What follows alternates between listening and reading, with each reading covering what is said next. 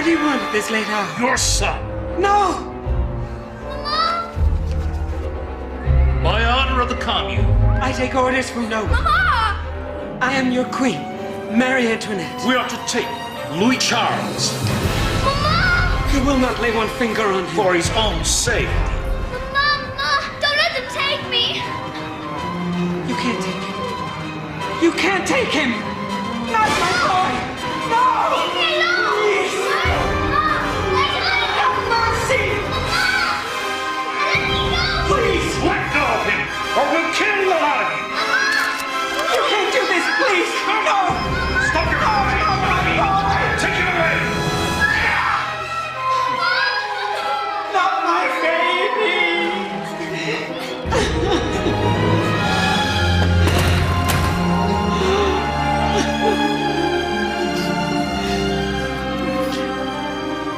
God himself has forsaken me.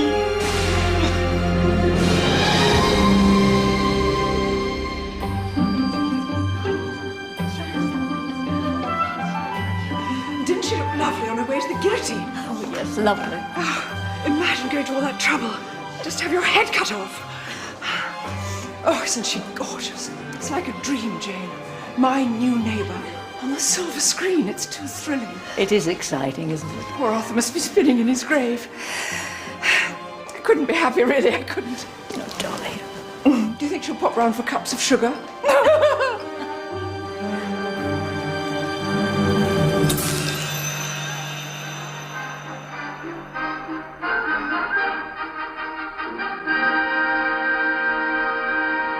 Hollywood has come to the home counties. Movie star Marina Gregg has left the palm trees and glitter of Los Angeles for the leafy lands and picturesque villages of rural England.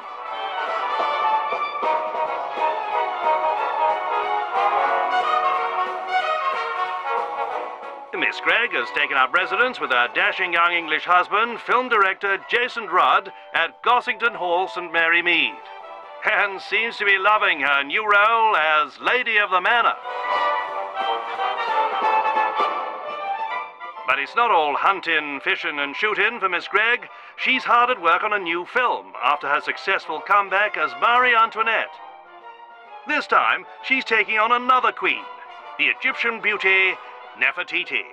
Yes, Marina Gregg is truly queen of all she surveys.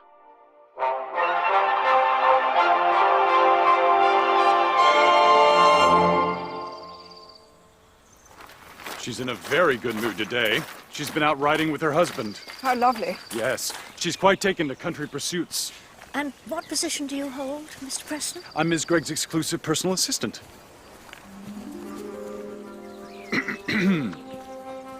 Your guests, Marina?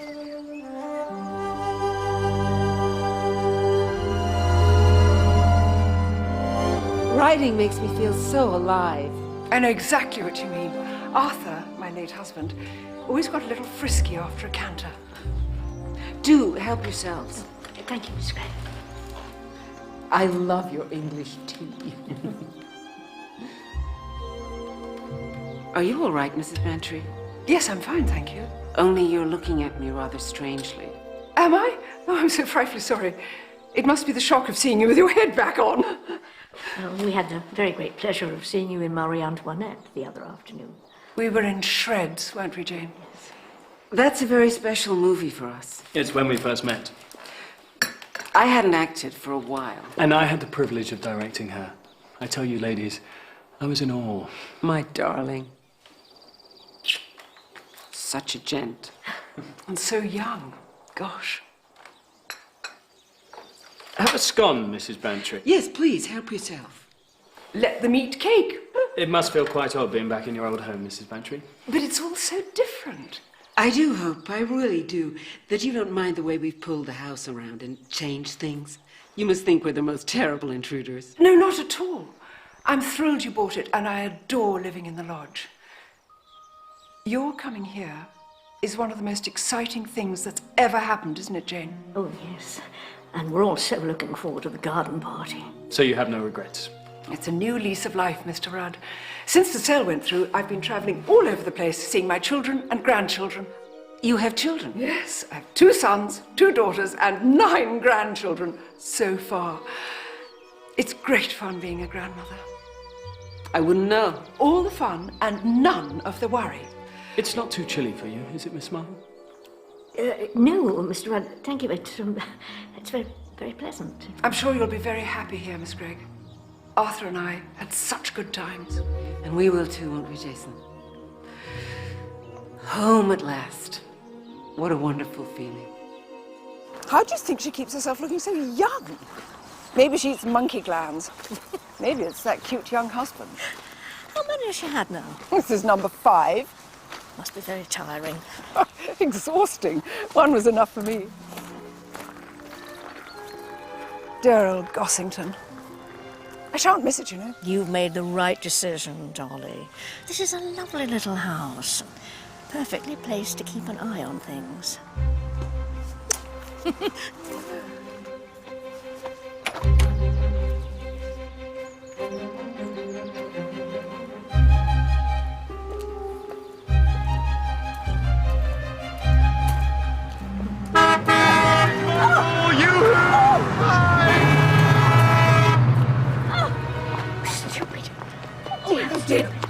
Oh, that was a nasty spill. Oh, that young man was driving like a mad thing. I hope you haven't hurt yourself. No, I went over my head. Oh, that wretched pothole. I should have another word with Councillor Hubbard. Oh, dear, let me help you. No, Make me a nice cup of tea. Yeah, no. This is you, isn't nothing. it? Yeah, well, yes, but I'm perfectly all right. No, nonsense. You'll be quite shaken. I don't take sugar, Miss Babcock. Oh, you must have sugar. It's good for shock. I was abroad with the ambulances during the war and sugar always did the trick. There now. You get that down, you'll be right as rain. I'm afraid I've put you to a lot of trouble. Oh, no. It's no trouble, I can assure you. What is the use if you can't help each other? That's what I say. There. Were you on your way anywhere in particular, Miss Marple?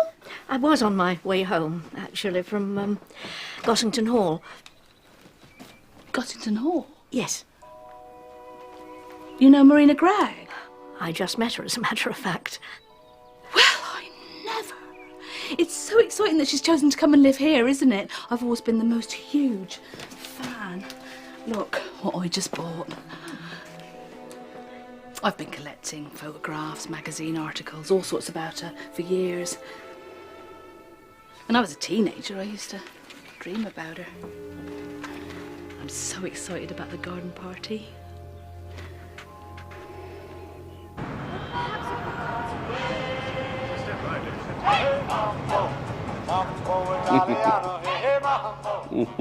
Excuse me, sir.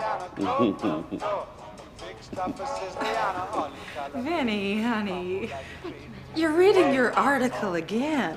I just can't help myself, Pumpkin. Oh, you're such a clever boy. Not the hair.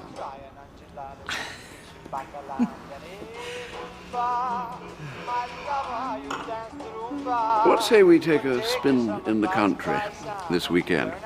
Oh, Vinny, I'd adore it. Isn't England fun? It's just like being in one of those old-fashioned comedies. Let's hope Marina gets the joke.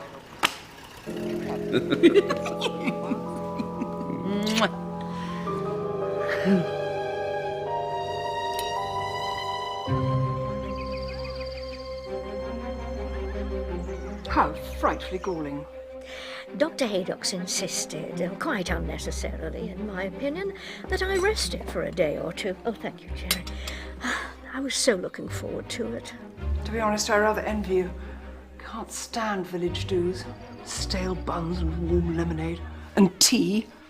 No, I intend making a beeline for the house and having a jolly good snoop.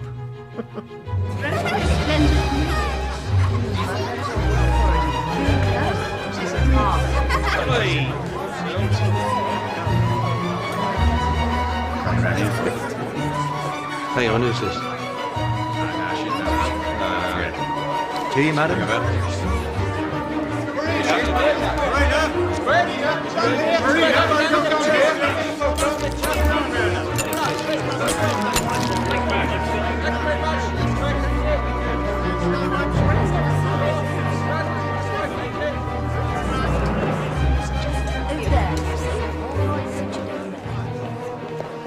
Chancellor?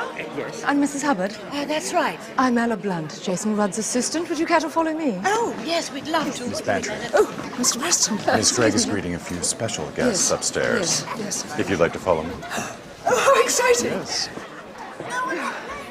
Do take that. Thank you. Hold your stomach in.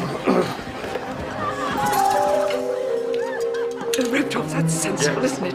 Yes. Stop people crashing in, huh? Excuse me? Would you look this way? Lovely. Thank you. Quite flashed into my eyes.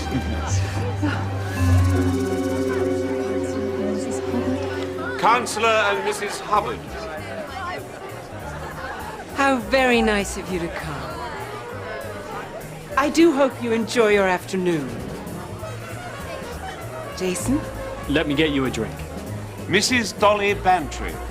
Oh, Mrs. Bantry, it is nice of you to come. I wouldn't have missed it for the world. I'm so sorry to hear about Miss Marple. Oh, she'll be on her feet in no time. Jason, look who's here. Ah, lovely to see you. Oh, Mr. Rudd. Can I get you a drink?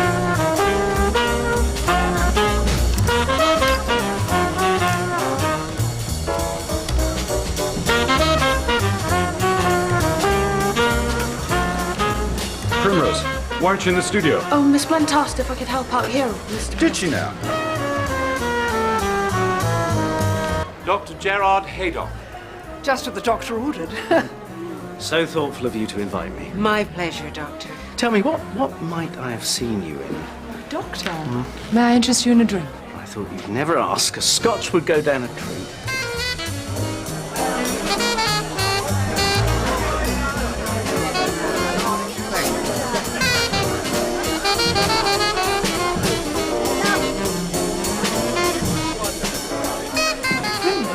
Those drinks won't serve themselves. Sorry, miss. I've got the most frightful thirst. Aren't you absolutely panting? Miss Heather Badcock. Oh, my God. Very buzzy, eh, Mrs. B? It's quite thrilling, Mrs. Hubbard. Even my Leonard's in quite a tizzy. It takes a lot to get him excited, believe me. Miss Badcock is the indefatigable secretary of the association. Oh, Doctor. I don't know what St John would do without her. How wonderful. Yeah, she's always ready with a smile and a helping hand. Jason, I'm sure Miss Badcock would like a drink. You don't remember me then? Well, why should you? It was years ago, in Bermuda, of all places. I was there with one of our units, and you came to open a show in aid of St John Ambulance. Yes, of course. I was just a girl and absolutely thrilled. Could be a film star, eh, Mrs. B? All that rubbish you have to listen to. Down with the Times and the doctor said I couldn't go. What a pity. It's wonderful what they've done to the old place, don't you think? You know, it's charming. Gorgeous. Mr. Rudd Yes, forced a vodka on me. I'm not sure I like it. So I said to myself, I won't be beaten. I got up, slapped some Knock makeup it back, on. Mrs. Hubbard. What did you do with vodka? Oh. Mr. Hogg! Have you got pictures of Lola? Lola! Mr. Hogg! Miss Brewster? Miss Brewster, Mr. Hogg. Would you hold that, please? I've never forgotten how Thank wonderful you were that day. It was 100 times worth it. Darling. Now, what will you have to drink? Jason, cocktails. Oh, I don't know whether I should. Oh, let your hair down, Miss Badcock. Well, I suppose it is a special day. That's the spirit. Have a daiquiri, Miss Badcock. It's Marina's favourite. Oh, thanks. Darling? I've had 3 already. Lola Brewster and Vincent Hogg. I do not believe it. Vincent and Lola. My dear. Well, aren't you the dark horses? This house, it's so ancient. And so fitting. I always knew you'd end up in an old pile. Dear Vincent, such a riot. Rudd. Let's have a nose around. Do you think we should?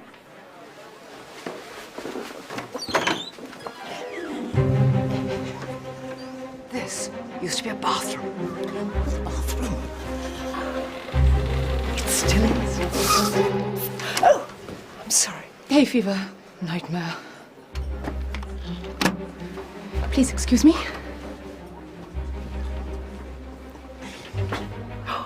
Two basins. Oh, my lord.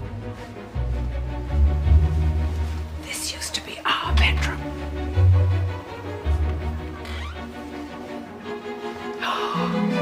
Oh, I say.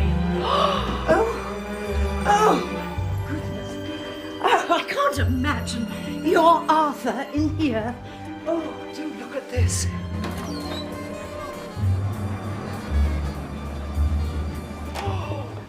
Oh, Dolly.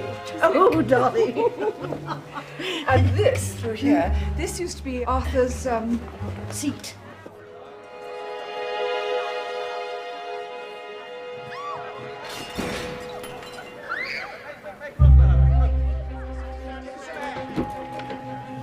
What's that? Yes, what was it?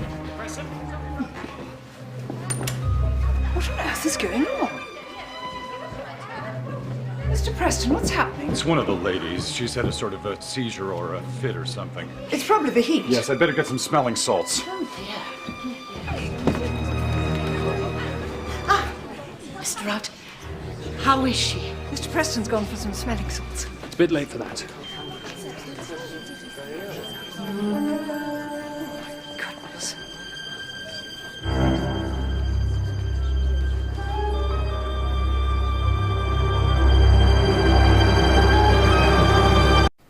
Heather Badcock. Dead as a doornail.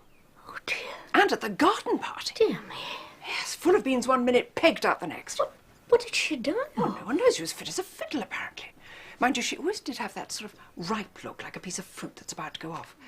There's going to be an inquest and a post-mortem. Well, of course, under the circumstances. Oh, great heavens, Heather Badcock. You don't think it'd be suicide, do you? Oh, no. No, she wasn't the type. No, you're right. And anyway, why go to a party to kill yourself? No.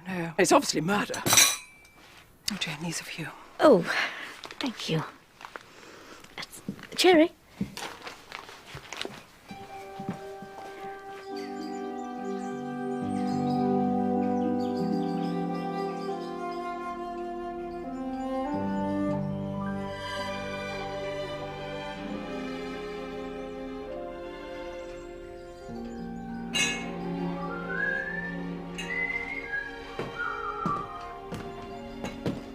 Leave her.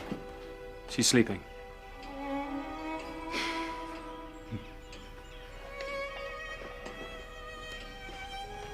There was a kind of reception committee at the top of the stairs for selected guests, and Heather Badcock arrived shortly after I did. Miss Heather Badcock. Dr. Haydock introduced her to Marina Gregg. Miss Badcock is the indefatigable secretary of the association. Oh, Doctor! I don't know what St John would do without her. How wonderful. And Marina listened charmingly while Heather went on and on and on about how she'd met Marina years ago somewhere or other. She wasn't very tactful, I must say, because she was emphasising about how long ago it was, and I don't think actresses like to be reminded of how old they are. But Heather Badcock wouldn't think of that, would she? No, I'm afraid she wouldn't. No, I mean, one wouldn't wish her dead, but she was rather tiresome. But Miss Gregg took it all in good part. Well, yes, but... What? Well, when Miss Badcock was talking, I got the impression that Marina wasn't listening after all. She was staring over Miss Badcock's shoulder. And when Miss Badcock had finished, there was an odd silence. She was staring at the wall opposite. Staring with... Oh, how can I explain it? Do try, Dolly. She had a sort of frozen look, as if she had seen... No, let me put it like this. Do you remember the Lady of Shalott? Out flew the web and floated wide. The mirror cracked from side to side.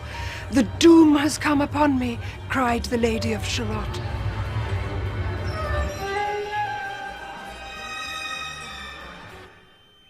That's what she looked like. She was staring at the wall, you think? Well, she seemed to be. Was there anything on the wall? Oh, I don't know. Pictures, I think. I don't think pictures would be the reason. No, especially as she'd see them every day. Were people still coming up the stairs? Oh, you mean she might have been looking at one of them? Yes, it's possible. Well, There was a bit of a to-do when Lola Brewster arrived with Vincent Hogg. And also there was a young woman there taking photographs. A photographer? Yes. She took one of me. And then Marina, all of a sudden, seemed to pull herself together. I think her husband nudged her or something, and she was back to her old charming self. Now, what would you like to drink? Jason? Cocktail. Oh, I don't know whether I should. Let your hair down, Miss Badcock. I suppose it is a special day. That's the spirit. Have a daiquiri, Miss Badcock. It's Marina's favourite. Oh, thanks. He gave a glass to the Badcock woman and one to his wife. Daiquiris, I think. It's very interesting, Dolly. Very interesting indeed. But who on earth would want to kill Heather Badcock? Unless she knew something. No. If she'd known anything, she'd never be able to keep it to herself. Perhaps she was blackmailing someone. Blackmail?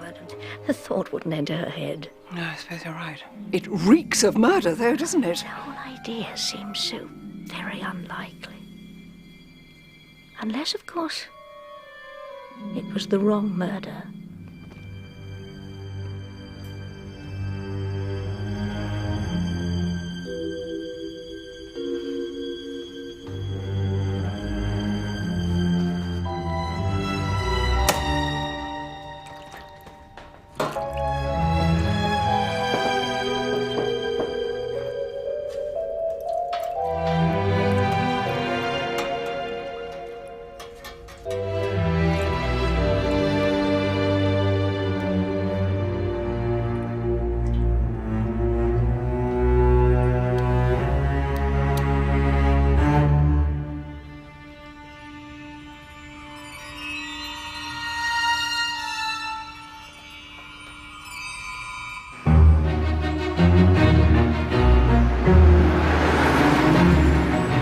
An odd place to choose, isn't it, sir?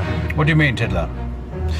Well, if I was going to poison someone, spike their drink like, I wouldn't choose a do with loads of people milling around. I mean, someone's bound to notice, aren't they? That's what we're going to find out. So what was it then, arsenic or cyanide or something? According to the inquest, it was an overdose of high-ethyl-dexylbarbiquindolorotate. Right. It's an antidepressant, Tiddler, commonly known as Calmo. Widely prescribed in America, but you can also get it here. They found 6 times the recommended dose inside her, and she never used the stuff, according to her doctor. So are we actually going to, like, meet Marina Gregg then, sir? Of course we are. Damn fool question. You a fan of hers, Tiddler? I am... sort of. Yes, sir. Bit old for you, isn't she?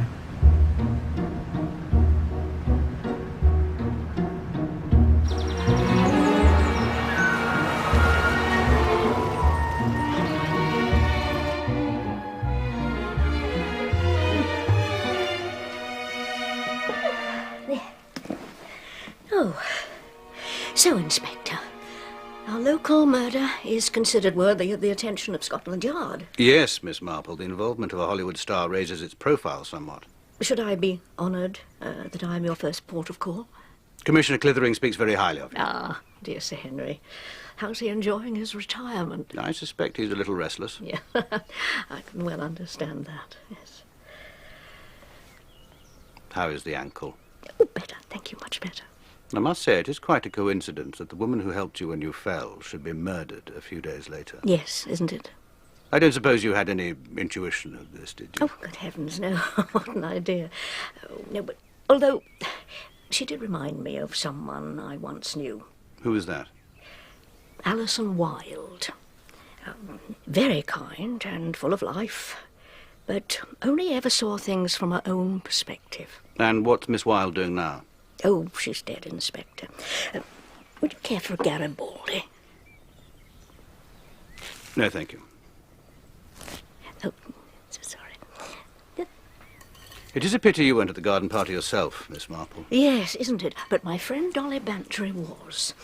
It was Mrs. Bantry who sold Gossington Hall to Marina Gregg.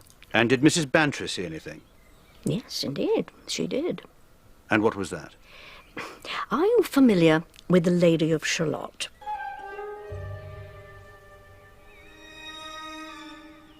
And she was staring as though she'd seen something awful, just like the Lady of Shalott. The curse has come upon me. Exactly. Have you any idea what she was looking at, Mrs. Bantry? Well, I wish I knew. She seemed to be looking over Miss Badcock's shoulder. At the people coming up the stairs? Oh, I really couldn't say. Oh dear, I'm not explaining myself terribly well, am I? You're doing very well, Dolly. My husband never knew what I was talking about. Poor Arthur. You right there, Sergeant? Yes, thank you, Mum. Do you know, I once had a cat called Tiddles. It's Tiddler, Mum. Is it? How lovely. Marina Gregg, Dolly. Oh, yes, of course. Well, you see, I wondered what on earth it was that made her look like that. And then I didn't think any more about it. But then again, I may have imagined the whole thing. Has that been helpful? Never say Nefertiti. Like a curse from the mummy's tomb, Marina Gregg seems dogged by tragedy. At a garden party for the St John ambulance, hosted by Miss Gregg in her new country home, as a rather unconvincing Lady Bountiful, the secretary of the local association, a garrulous spinster by the name of Heather Badcock, suddenly dropped down dead. The dreary proceedings at which Marina Gregg greeted guests with the hauteur of a minor royal were, ironically, kick-started into life by what is now being treated as murder. For the time being, Miss Gregg is too distraught to continue work on her new film, Nefertiti. Or is she merely having a pet at being upstaged at her own party?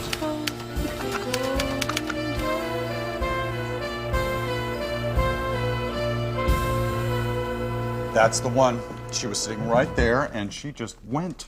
1 minute she was fine, and the next, I thought she'd had a seizure or a fit or something. What she did have was 6 times the maximum dose of a substance called Calmo. Everybody takes Calmo. I don't. Oh, you should. It is absolutely marvelous. It bucks you up and it soothes you down, if you take my meaning. Would there be supplies of it in the house? Yeah, the place is lousy with it. There's bottles of it everywhere. Where exactly did Miss Gregg receive her guests? Well, she was standing right about here, and oh yes, there was a very persistent photographer from London, Margot something or other, a chic beatniky type. She was taking photographs. And people were coming up the stairs? Mm-hmm. Yes, in driblets. I brought up the VIPs, you might say, and Ella Blunt brought up the rest. She's Mr. Rudd's secretary. And you are Miss Gregg's secretary? Exclusive personal assistant, Inspector. And were you here at the time that Miss Badcock came up? I'm ashamed to say, Inspector, that I just cannot remember. I have a feeling that I must have gone back downstairs to look after Vincent Hogg and Lola Brewster.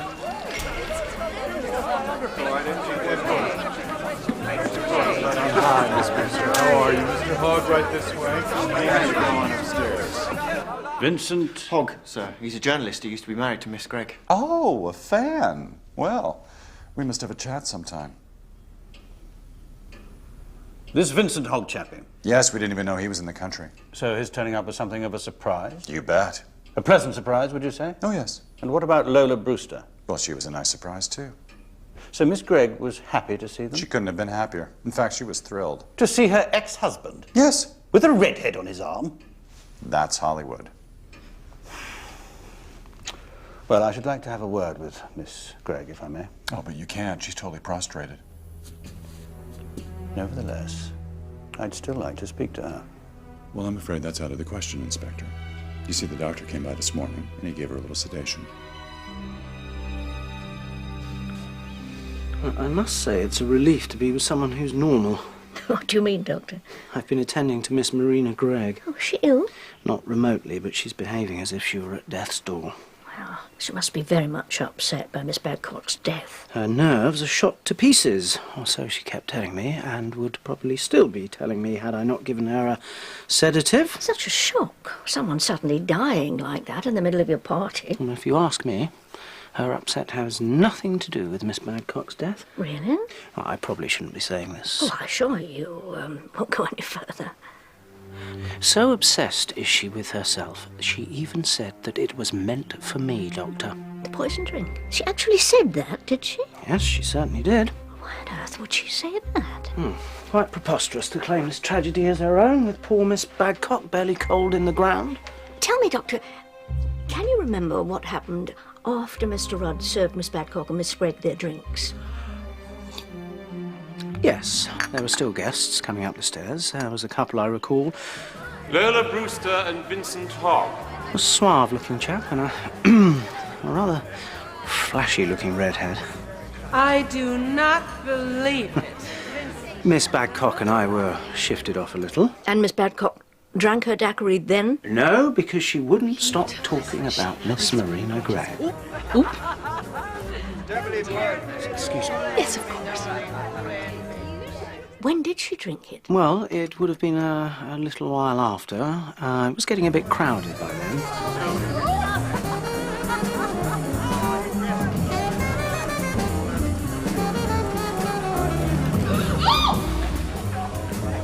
Someone knocked into her and she spilt it. She spilt it? Yes. It went down her dress and Miss Gregg's dress, I believe. Sorry. Don't worry, it's only a Chanel. So sorry, Miss Gregg. Here, wipe yourself. Hurry. Have this, why don't you? I haven't touched it yet. She handed over her own drink. Yes. Are you quite sure of that, Doctor? Yes, I am. And Miss Badcock took it? No, she didn't want to at first, but, yes, she took it. And did what? I've had far too much already. Drank it.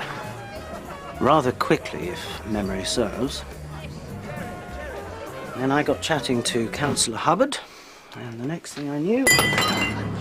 Miss Badcock. Present. Is everything all right? Can I get her anything? Get some smelling salts. She was dead. Well, Miss Marple, I'm delighted to tell you that you are now off the sick list. But here's something for the pain. But what if Miss Gregg is right, that the poison drink was meant for her? She might still be in danger. Yes, but, well, you know what actresses are like. Tell me, Doctor, do you know if she's told her husband any of this? No, she didn't. I'm quite sure of that. In fact, I even suggested that perhaps she should. It is extraordinary. What is? A good dose of sleuthing always brings the colour to your cheeks.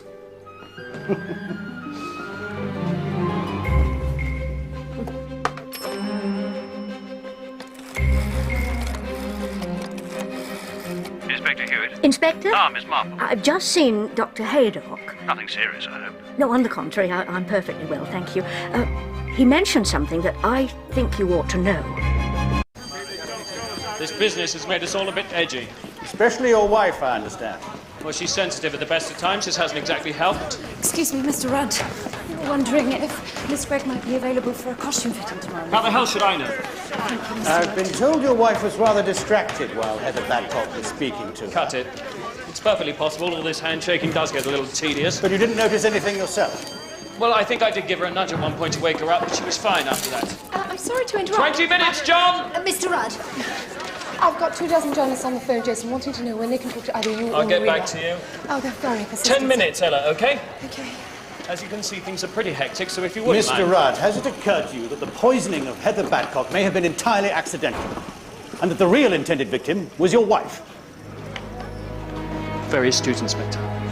That's what I thought all along. Then why haven't you said anything? Because I don't want her to suspect for one moment that someone's out to kill her.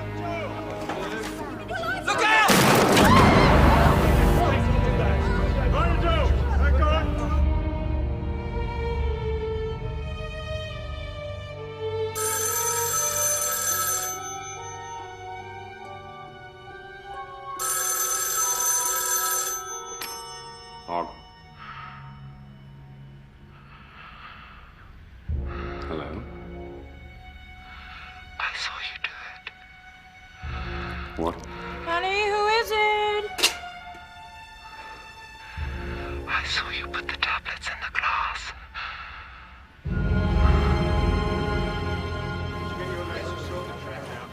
Your husband number? 5. Almost a cliche, isn't it? She's got it into her head that she's cursed with bad luck. Well, I have every intention of proving her wrong. Good for you. You see, Inspector, she expects too much. She really believes you can be happy ever after. Well, life's not like that, is it? And what about children? That's one of the reasons she considers herself unlucky. She finally resorted to adoption and then, of course, got pregnant. She was over the moon, but the result was catastrophic. She gave birth to a boy who was severely retarded and had a complete breakdown. I met her on a comeback movie, Marie Antoinette, shortly after she recovered. And the son? He had to be put into a home. In America? Yes, but he was recently moved into a home over here. Does she see him? Too much contact would drive her over the edge, and we can't risk that. But life goes on.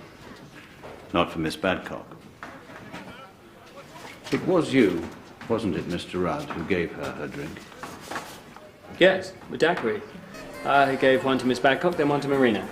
It's Marina's favourite. Oh, thanks. I've had 3 already. And this was about the time that Vincent Hogg and Lola Brewster appeared?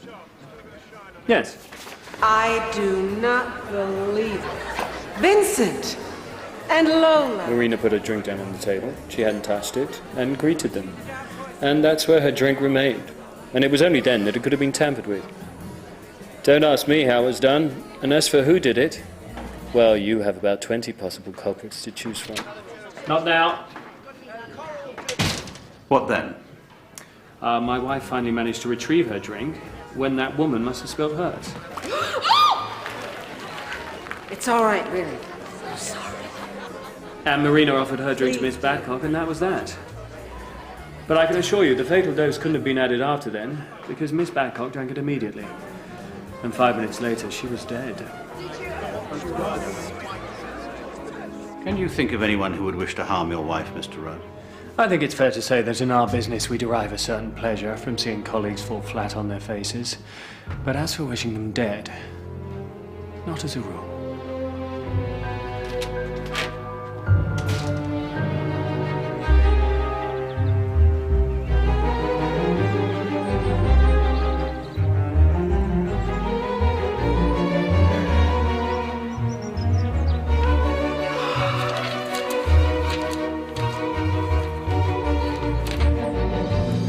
How long have you been Mr. Rudd's secretary? 5 years.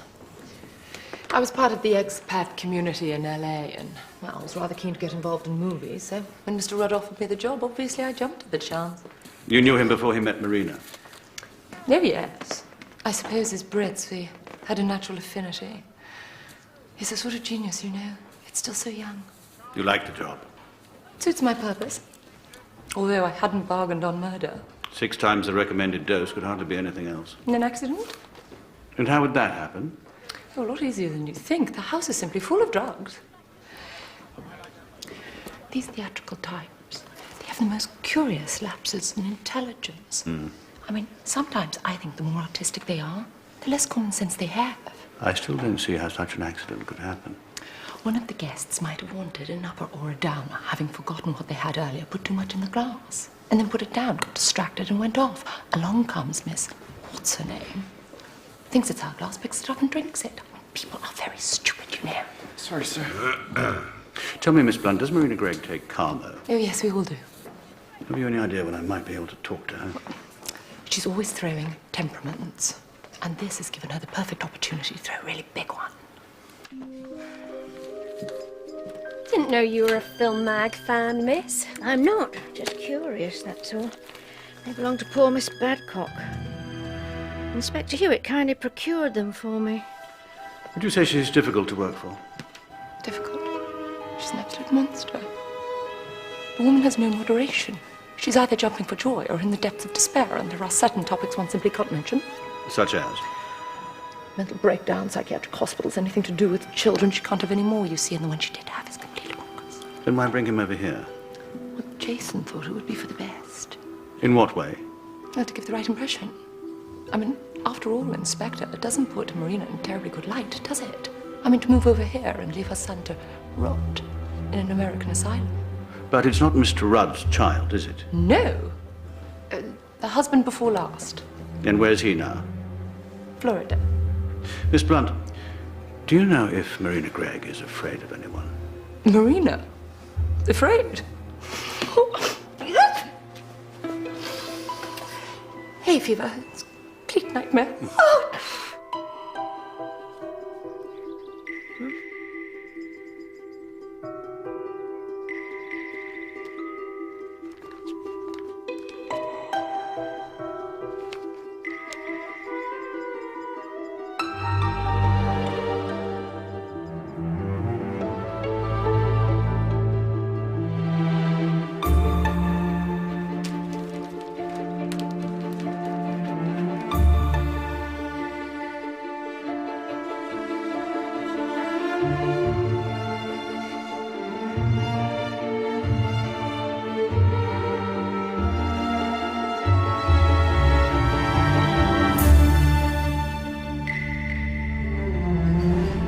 A day out in London? What a lovely idea. I've been behaving disgracefully, gentlemen. Will you ever forgive me?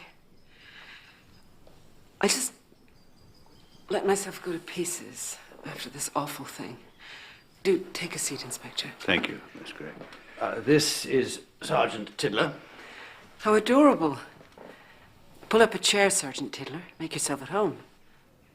Tiddler, chair. Yes, sir.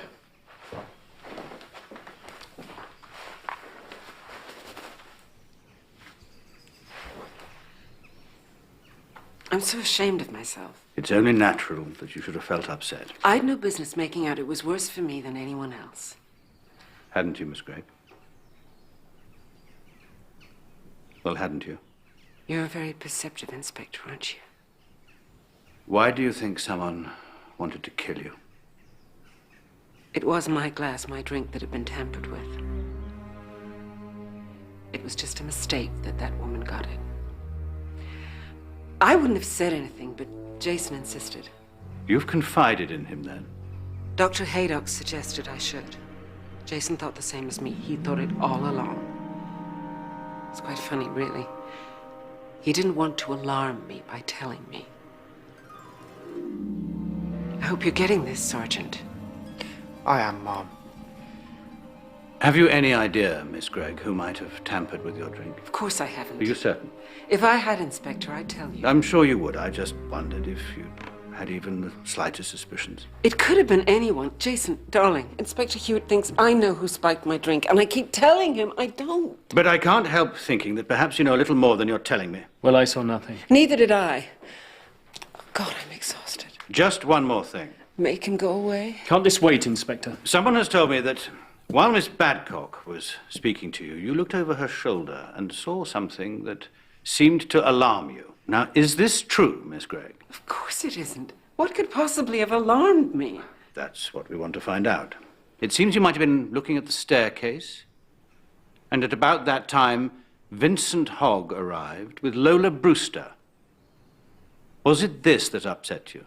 I'm telling you, I wasn't upset. Who said I was? Inspector, I think it's time to go. You didn't even know they were coming, did you? I'd no idea they were even in England. So it was a surprise? Yes, it was. A delightful surprise. Delightful to see your ex-husband... Inspector. ...with your current husband's ex-lover on his arm. Yesterday's papers, Inspector. So you knew about the affair, did you? You're very persistent, aren't you? Did Lola Brewster ever make any threats towards you, Miss Gregg? She wouldn't dare. Oh.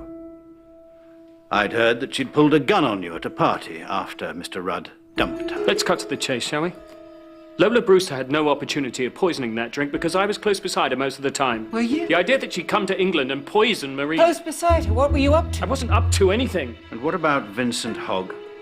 The idea that poisonous old snake could in any way alarm me. But there was something, wasn't there, Miss Gregg? Something that distracted you. Okay, Inspector. Let me put it like this. I've had quite a tough time recently, but have gradually been getting back on track, and I'm working my butt off. But I still find time to open my house to raise money for charity and to be nice and pleasant to everyone. And they all say the same thing to you, and you say the same thing back, over and over and over again. Have you any idea how boring that can be? Don't. But you do it because it's your job.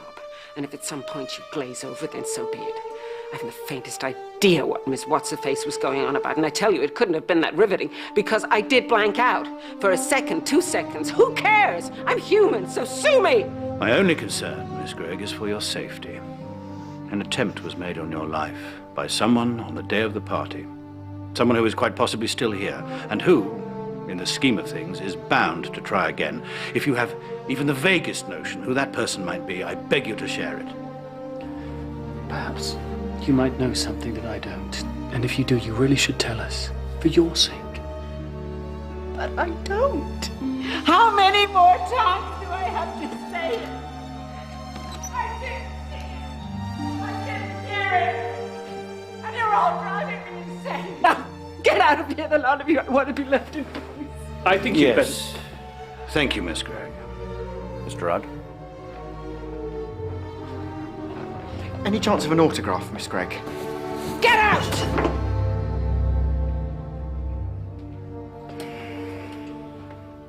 She's a cracker.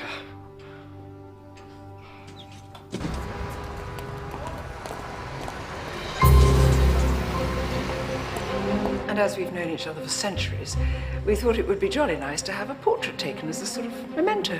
Friendship's so important, don't you think, Miss Spence? And having seen you at the party, I thought, very personal.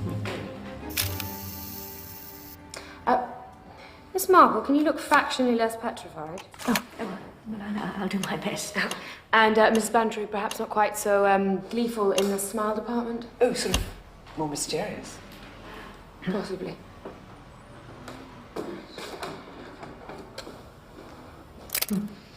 Expect you've taken lots of famous people, haven't you, Miss Spence? I'll shoot anyone if we've got the money. Hold it. I gather from the press that this woman was poisoned by mistake, that it was in fact intended for Marina. That's right, sir. The overdose was in Miss Gregg's cocktail. Miss Badcock spilled her drink and Miss Gregg gave her hers. Pretty conclusive, I'd say. You hadn't seen her for a while? Not since our divorce, so happy, Derek. So you didn't mind being ditched for a younger man? To describe our marriage as a hellish nightmare would scarcely do it justice. Then there was no love lost between you? No, Inspector. I can hardly claim to sob into my pillow every night. Why are you over here, Mr. Hogg? For my column, of course. Marina's new film, Nefertiti, God help us, is creating quite a buzz. I would be negligent to ignore it. Now, Lola Brewster. Ah, yes. She's been having a little lie down. But I'm sure she's up and about by now. Wasn't it provocative taking her to the party? She's my partner. Partner? Rather American, isn't it? Yes, we sort of gravitated to each other as injured parties. She's a sweet girl. Soothingly stupid. Would it have been a shock for Miss Gregg to see you together? Oh, yes, most definitely. I believe she's told certain friends she's afraid of you, Mr. Hogg. I wasn't aware she had any friends. Answer my question, please. Marina's an actress. What do you expect? She plays up. Why let something go when you can make a 5-act drama out of it? So she had nothing to be afraid of? Certainly not me, Inspector. I'm a pussycat. Of course, we're such big fans of Marina Gregg, aren't we, Jane? Are you a fan, Miss Spence? She can certainly act up a storm.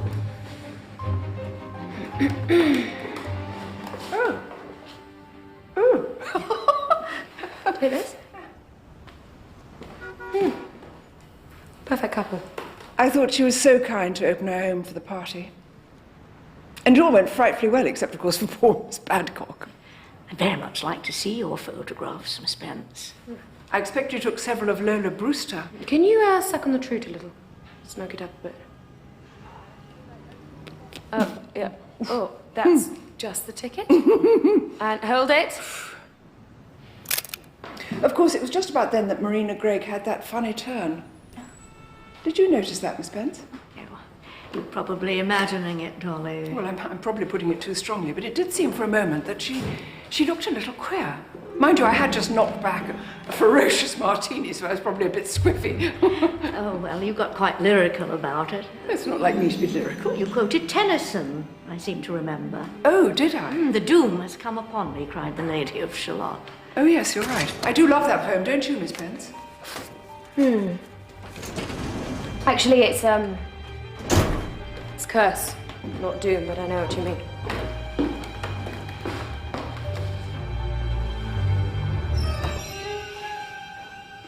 So you saw it too, did you? It's most extraordinary. She's expressing nothing whatever. No fear, no pain. Do you know, you're absolutely right. But there's something, isn't there? Something she's seen or thought.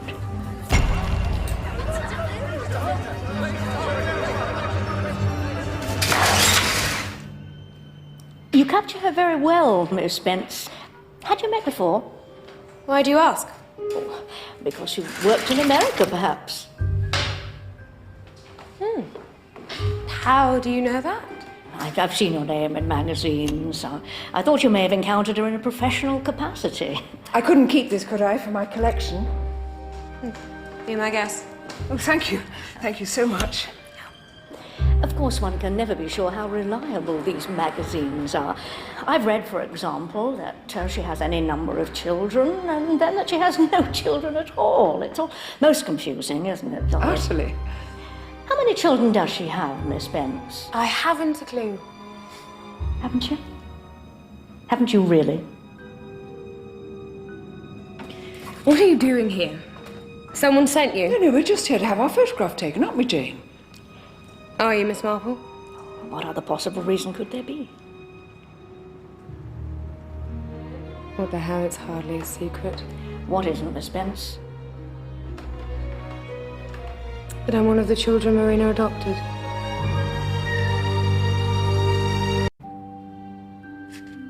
We lived in the East End of London. My mother and 8 of us kids, and she simply couldn't cope. So she did what a lot of women did in her position, and she wrote to the rich and famous, begged them to adopt, and one day she got lucky. Didn't Miss Gregg also adopt a boy? Yes.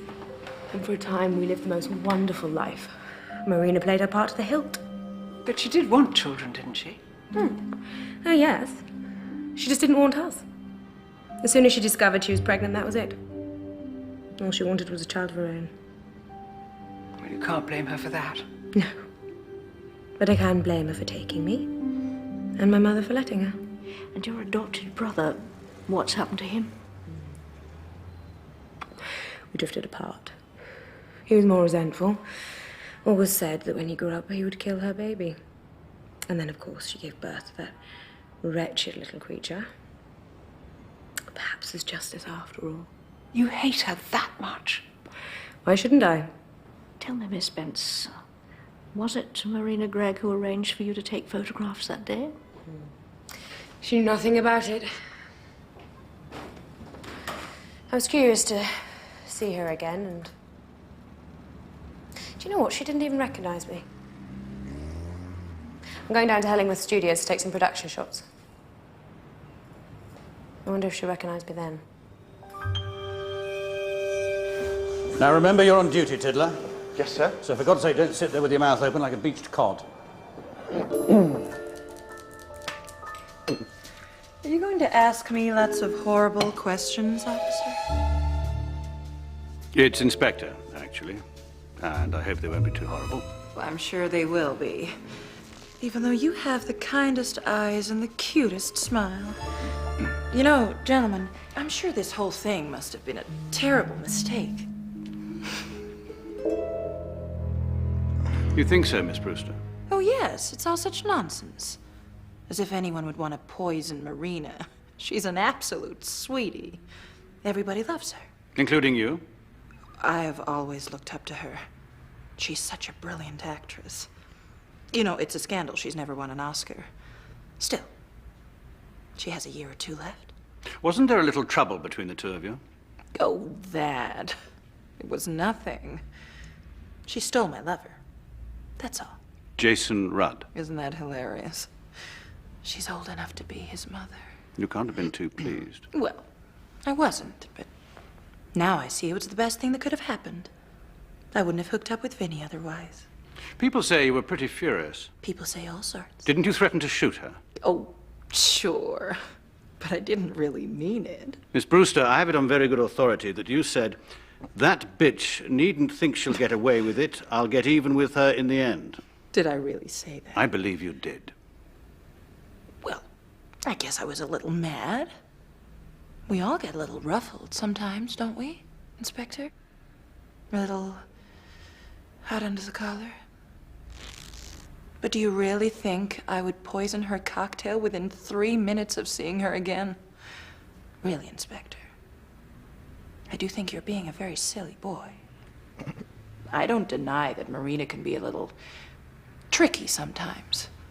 But she gets away with it because we all love her so much. She adopted some children once, didn't she? Yes, but I don't think it worked out so well.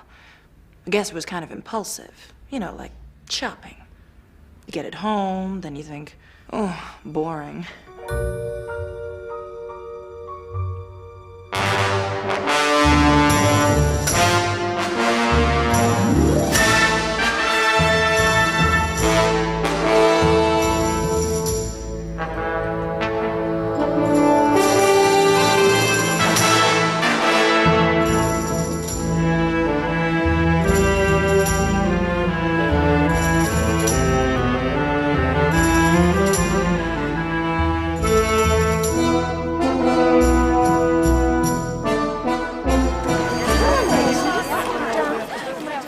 Do they want you to sit down? Haley Preston here. Can I help you?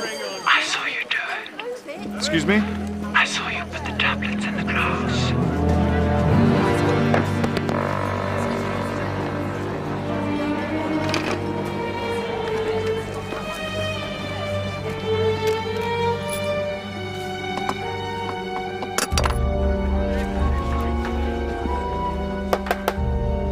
Yes? They're ready for you, Marina.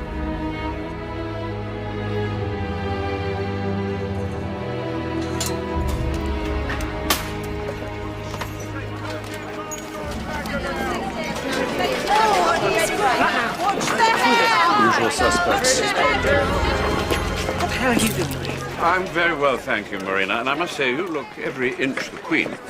So do you. Why are you here? We're doing the biggest spread. Aren't you thrilled? Vincent, you old dog. Good heavens. Casey. So they still haven't found you out?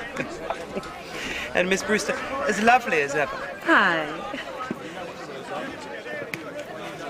Marina? Does he play your husband? Yes. Oh.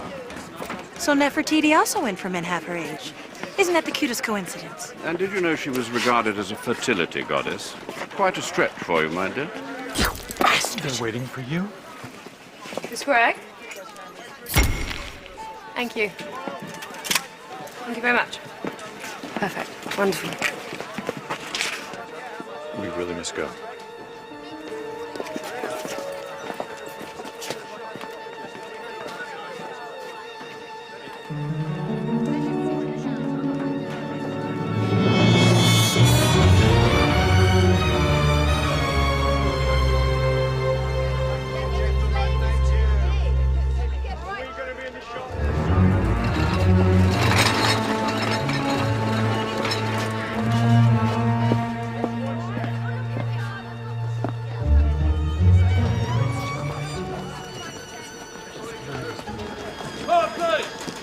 Thank you.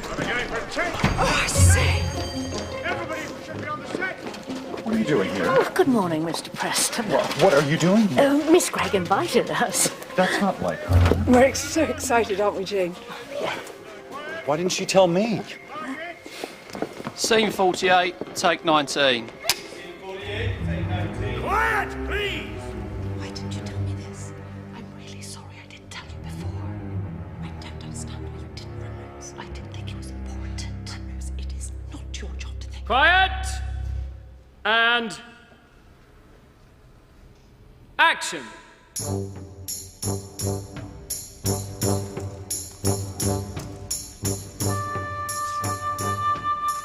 My sweet lord, I am not worthy of this honor.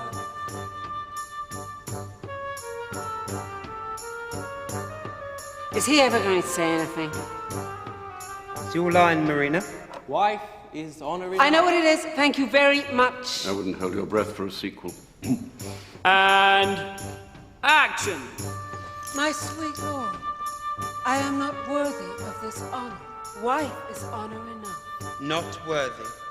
You are 1,000 times worthy. Our people await my queen. Oh, my love. Excuse me, sorry. I have a line there. Then why the hell didn't you say it? You didn't give me a chance. Dear God. Okay, keep on rolling. Get that out of here! And... action! My sweet lord, I am not worthy of this honor. Wife is honor enough. Not worthy. You are 1,000 times worthy. Our people await my queen. As equals we shall appear before them. Oh, my love. Is he going to do it like that? Okay, hold it, cut there. Do it like what? His hand slipped below my waist. No, it didn't. Tell him, Jason. Casey, could you make sure her hand stays above the waist? It always does, Jason. I wouldn't dream of letting it go anywhere else. Let me know when you finish. Marina. Coffee. She's quite a handful, isn't she? Miss Gregg?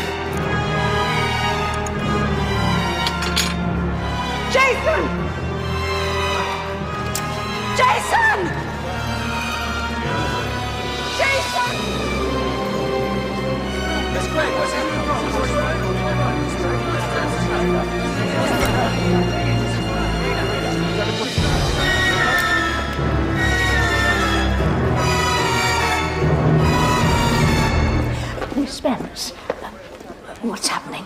Marina thinks her coffee's been poisoned. Good gracious.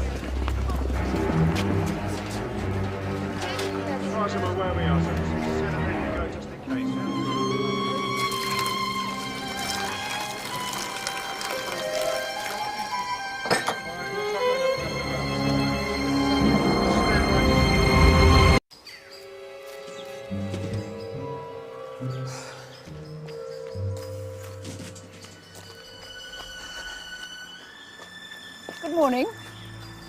Good morning. Beautiful weather. Yes, isn't it?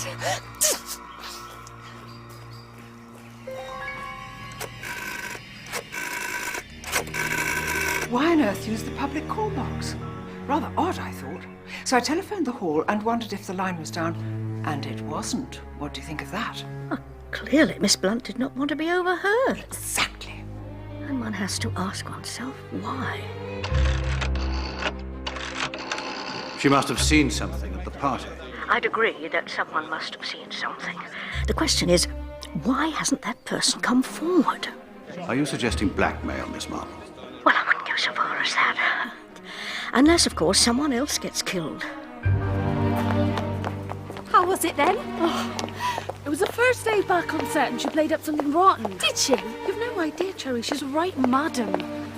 She thought her coffee was poisoned at one point and blamed me, if you please. No. She did. If it weren't for Mr. Rudd calming things down, I dread to think what might have happened. What did he do? Poured it away. Well, that's a bit silly, isn't it? How do you mean? Because if it was poisoned, there'll be no way of knowing. Do you think it might have been? Well, if they can poison her cocktail... You know, I've been thinking about that. When I was helping out the day of the party, I was quite close to her. Heather Badcock, you mean? Yes. When she got the cocktail all down her dress, there was something funny about it. What? Well, I didn't think anything of it at the time, but mulling it over when I popped into Cossington Hall the other day, I'm almost sure she did it on purpose. Spilt the cocktail on purpose? Yes. Darling? It's all right, really. I'm sorry. Don't worry, it's only a Chanel.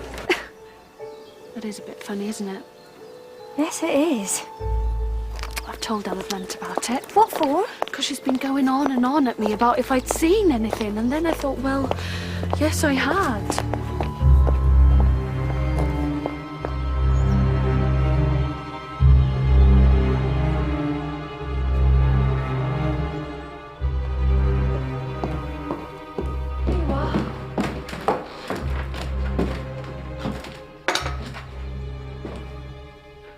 What is it? The analysis of the coffee Marina complained about. But you poured it away. I saw you. Most of it. I'm pretty adept at sleight of hand, you know. Arsenic. So she was right about it tasting bitter. No. Arsenic has no taste. But her instinct was right. And we thought she was just being hysterical. Oh, don't worry. It'll all work out. She was so happy here. She said that at last she felt she could settle down. Oh, you didn't believe that, did you? I thought there was a chance. These things happen. That's the way life is. Some of us can take it, and some of us can't. Arsenic, though. That's serious. Jason, no one is going to poison her hair. They've tried once, for God's sake.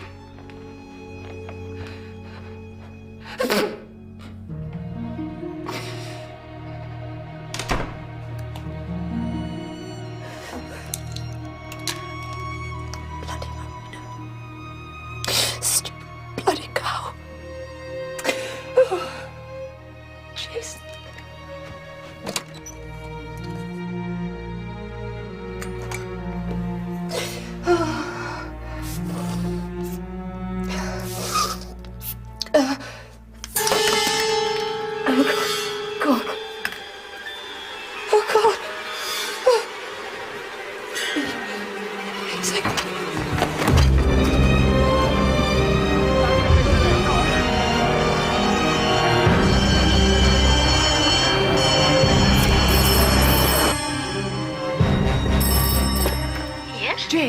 Golly, the blunt woman, dead.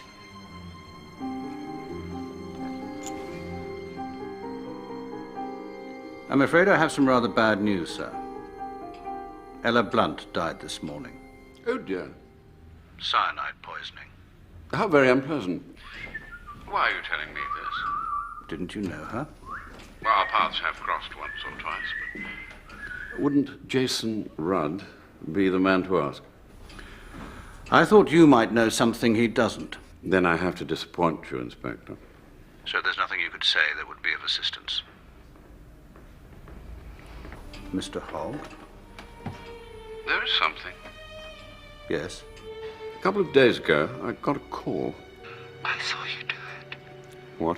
Honey, who is it? I saw you put the tablets in the glass. Did you recognize the voice? No, but I know for a fact it was Ella Blunt. How? Why do you think she called you? I haven't the faintest idea.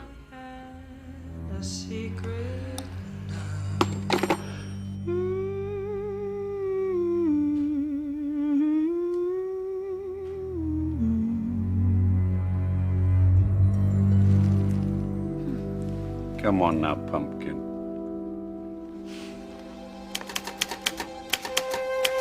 Marina's murder mayhem. To have one murder under one's roof may be regarded as a misfortune. To have two looks like carelessness. Marina Gregg's rural idyll has been blighted yet again by dastardly deeds, this time in the shape of a poisoned atomizer inserted into the nostrils of Miss Ella Blunt. Miss Blunt, the devoted secretary to Marina Gregg's boyish husband, Jason Rudd, was a slave to hay fever and frequently had cause. Dropping like flies, aren't they, Miss Marple? I wouldn't quite say that. Primrose had a bit of a chinwag with Miss Blunt the other day. Primrose? Primrose Dixon. She works at the studios. She said she had something to tell her. What did she have to tell her? Well, Primrose helped out on the day of the party, see, serving drinks and that. And ever since, that Miss Blunt has been going on and on asking her if she saw anything. And if she did, it was her duty to tell her. And did she see anything? Well, when she thought about it, yes, something did strike her as a bit funny. So she thought she'd better tell her. And what was it, Sherry? It was to do with Heather Badcock and the cocktail. Oh, yeah? She said she did it herself. Did what herself? Spilt the cocktail all down her new dress. You mean accidentally? No, Primrose said she did it on purpose. Spilt the cocktail on purpose? Yes, that is a bit funny, isn't it? Yes, yes, it is. Don't make much sense whichever way you look at it. No. No, it doesn't. You get on quite well with Primrose, do you, Cherry? Oh, yes, miss. We've known each other since we were toddlers. Good, because I have a suggestion I think you might quite like.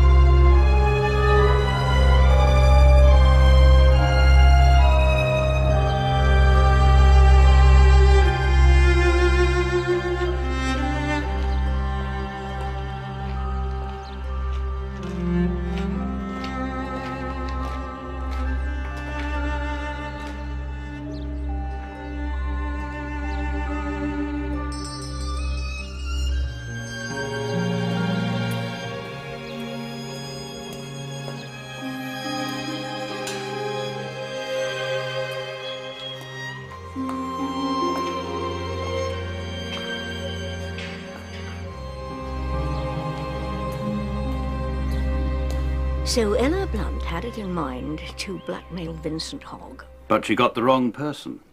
It seems she got the right one in the end. Yes, but I'm at a loss as to know who. Must be losing my touch. We'll have none of that, Inspector. I would simply remind you that, in my experience, it is nearly always the obvious person. Meaning Jason Rudd? Well, yes, but he seems so very devoted, and one cannot see that he has any kind of motive. What reason did he give you for throwing away the coffee? He should surely have left it for you. Yeah, precisely, but he didn't think there was anything wrong with it. Now, it seems that ever since the day of the party, Miss Gregg has thought that everything was poisoned, but it transpires that he didn't throw it all away. He kept some, had it analysed, and found it was poisoned. How interesting.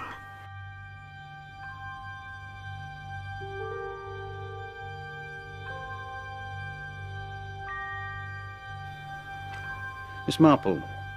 Yes? What you told me about Margot Bence being adopted by Miss Gregg, you really believe that after all these years? Yes, I do. Children remember, Inspector. A grudge and injustice, sorrow. They do remember. Yes. Yes, I know. My mother, when she died, I was 6 years old in the nursery having tea. Freshly baked scones straight from the oven. A maid rushed in and whispered to Nanny, "There's been a dreadful accident. The mistress, she's been killed." And I didn't cry or speak. I just stared at the scones, still warm from the oven. And even now, whenever I see a plate full of scones, I'm filled with sadness. For a moment, I don't remember, but then I do. Ridiculous, isn't it? On the contrary, Inspector. It is most revealing.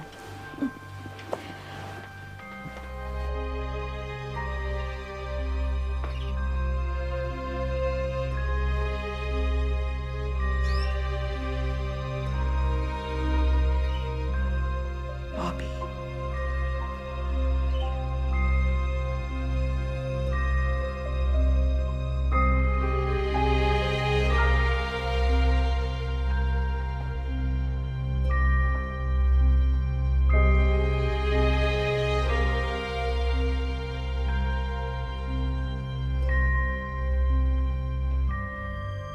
It's you.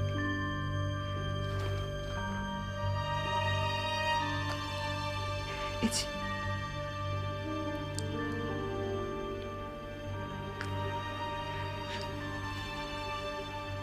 It's your mother.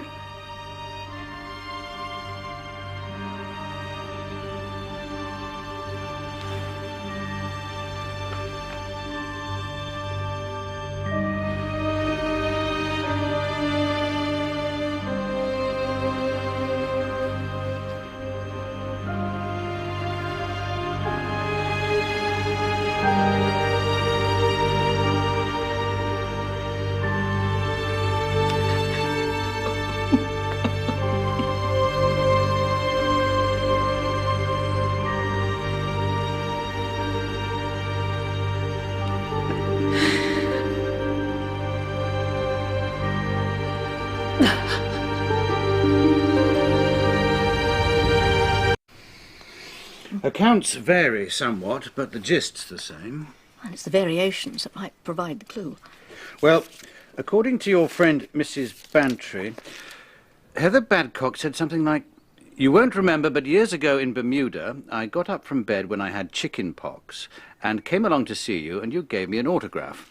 Now, Jason Rudd says that Miss Badcock left her bed with flu to get Marina Gregg's autograph. Did he say when this was? About 12 or 13 years ago.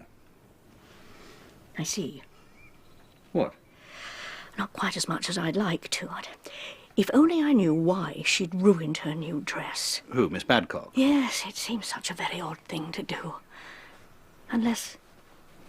Of course. Oh, I must be very stupid. I am glad that girl is safely in Bournemouth. What girl? Primrose Dixon, the one who works at the studios and spoke to Ella Blunt. How in heaven's name do you know she's in Bournemouth? Because I asked Cherry to take her there on a little holiday. Why on earth did he do that? Because I don't want her to get killed, of course. Chicken pox. You're sure? Well, something like that. I was talking about vodka at the time, so I wasn't really listening. She didn't say whooping cough. Whooping cough? She wouldn't put on makeup for whooping cough. Makeup? It was the makeup that made you think chickenpox. Or maybe it was nettle rash. Oh, you're hopeless, Dolly. Makeup.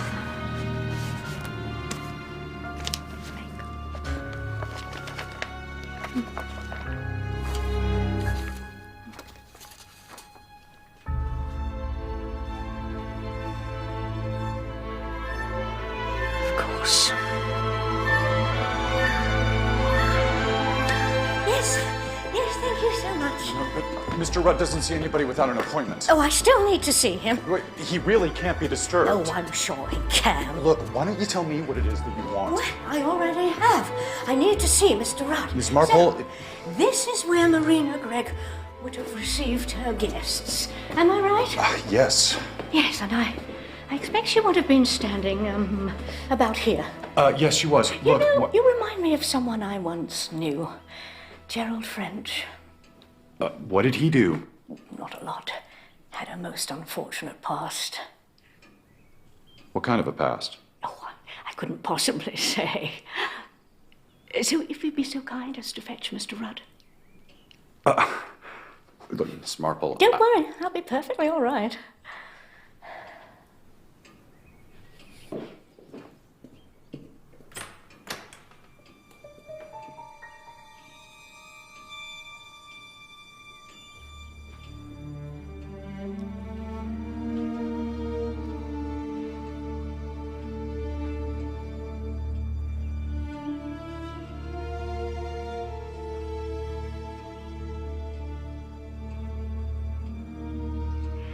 I understand now, Mr. Rudd. The whole thing is really very simple. So simple, one just couldn't see it. What can I do for you, Miss Marple? Thank you so much for seeing me. This is really not the best time. Ah. An inspector calls. Out flew the net and floated wide. The mirror cracked from side to side. The curse has come upon me, cried the Lady of Shalott. That's how Dolly Bantry described it. The look on your wife's face. Although actually she misquoted. She said doom instead of curse. Perhaps a better word in the circumstances. On the day of the party, while Heather Badcock was talking to your wife, Marina was not looking at her, but at that picture. A picture of a serene mother and child.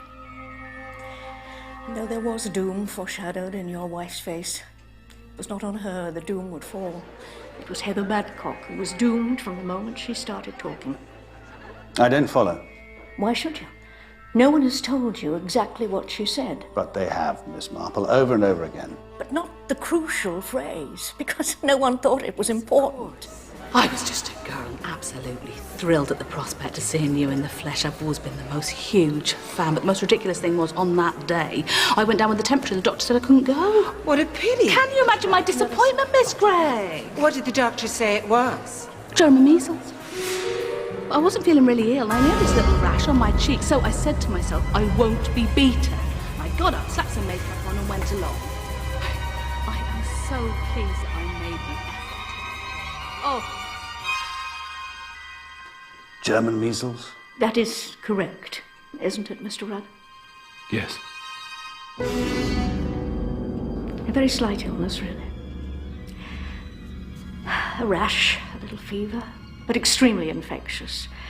And if a woman contracts it in the early stages of pregnancy, the consequences can be devastating.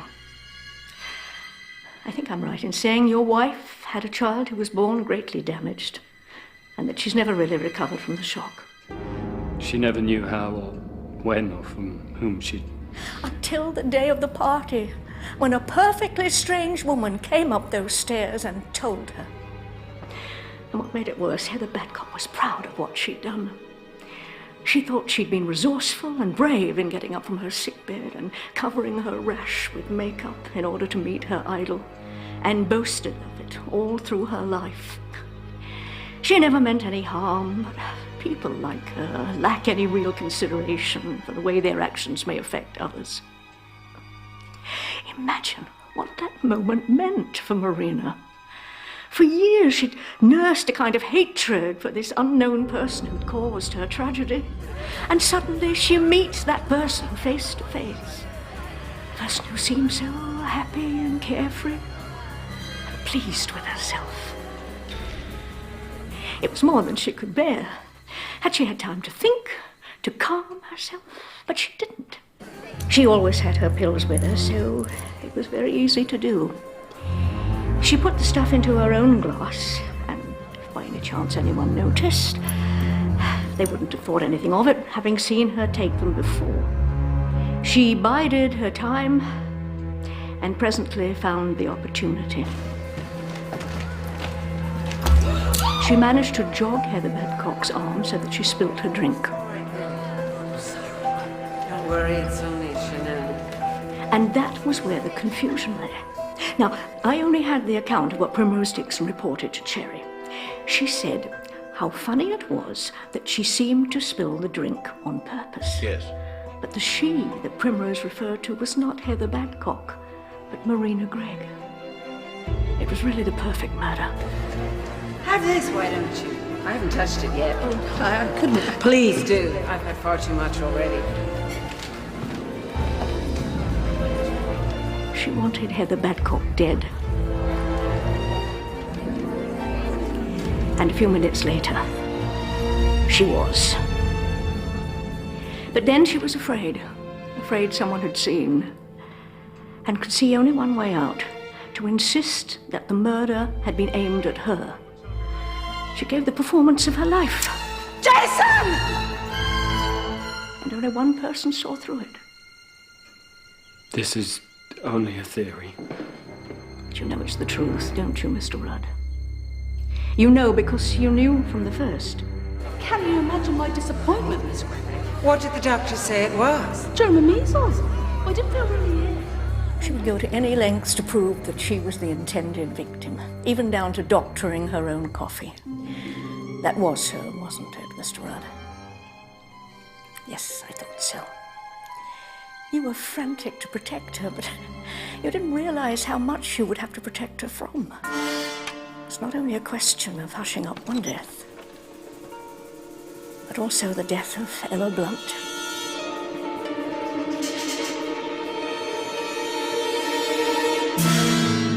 Who finally found the right person to blackmail, thanks to Primrose Dixon.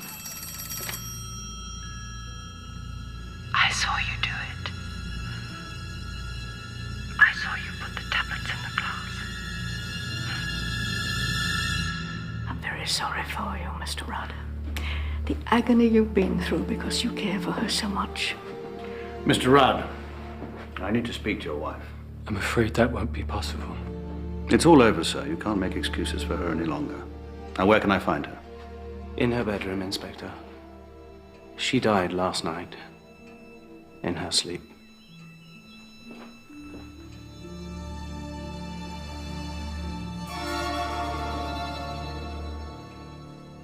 An overdose? That's right. Was it an accident? In my opinion, yes. But it could be suicide. It could, but it's most unlikely. Or someone could have given it to her.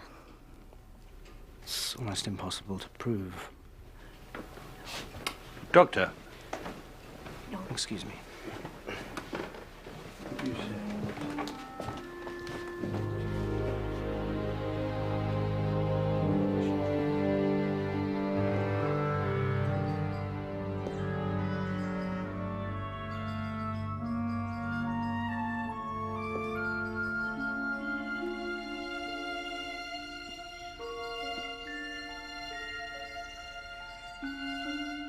Such a beautiful creature, and such a wonderful gift. How sad that she couldn't let go of the past and see the future as it really was. It's very fortunate she took an overdose. Death was really the only escape left. Yes, Mr. Rudd, Very fortunate indeed.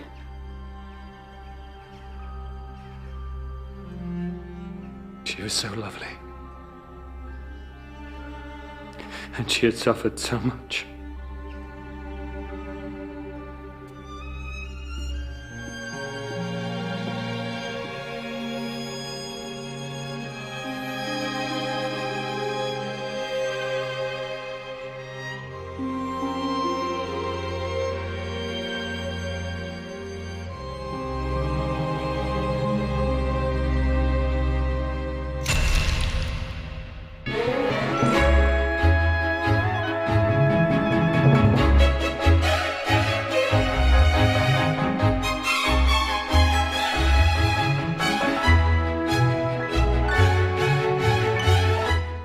Above Suspicion, Deadly Intent starts tomorrow at 9. And after the news next tonight, the past year from a different perspective with the Comedy Annual 2010.